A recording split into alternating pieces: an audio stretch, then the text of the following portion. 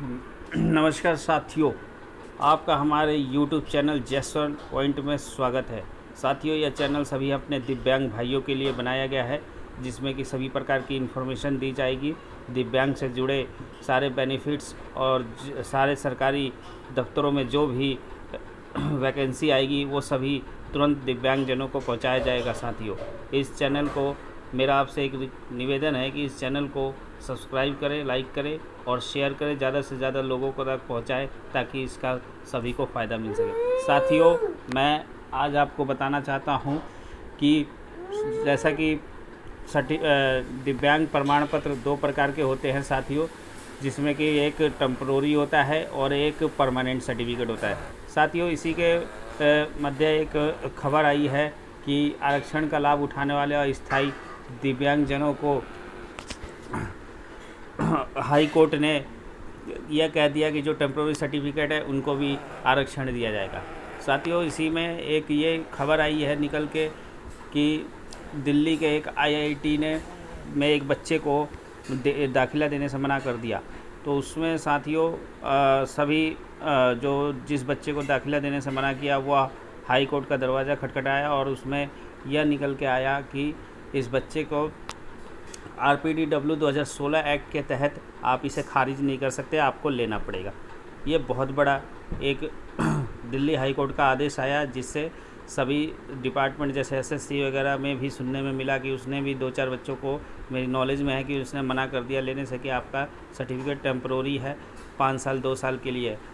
तो ये मैं आपको बताना चाहता हूँ कि आप इस प्रकार की कोई भी समस्या हो, आप इसे घबराएं मत और ना ही इसको चुपचाप घर में बैठ जाएं। इसको लेकर या आप भी कोर्ट के में जाएं या डिपार्टमेंट से बहस करें कि ये हमारा राइट है, क्योंकि RPDW 2016 एक्ट के तहत टेम्परोरी हो चाहे परमानेंट सर्टिफिकेट हो, दोनों में एलिजिबल है और दोनों में ही आरक्षण मिलेगा, बेनिफिट मिलेगा हमारे सभी दिव्यांग भाइयों को। तो मैं आपको ये बताना चाहता हूँ जैसा कि आप लोगों के सामने ये आया हुआ है, ये हाई कोर्ट का ऑर्डर है, इसको देखें। और ये हाई कोर्ट ने ये लिखा हुआ है कि ऐसी कि दिल्ली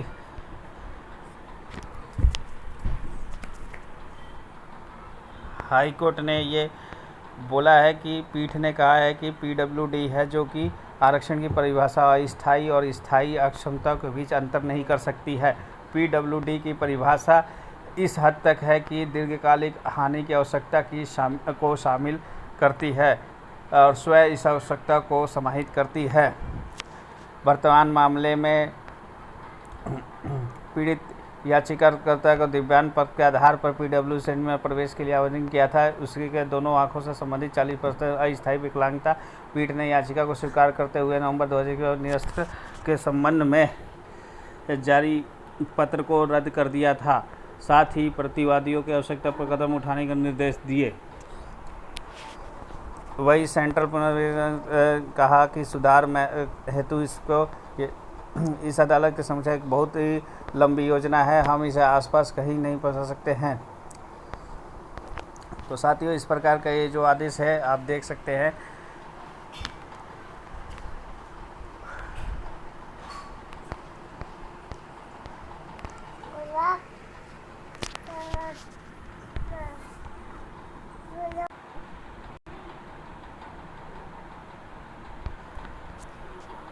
साथियों, जैसा कि प्रमाण पत्र में एक UID ID कार्ड बनता है, जिसमें कि लिखा होता है टेम्परोरी का परमानेंट का P लिखा होता है और टेम्परोरी का T लिखा होता है। उसमें एक सर्कल में इस प्रकार से होता है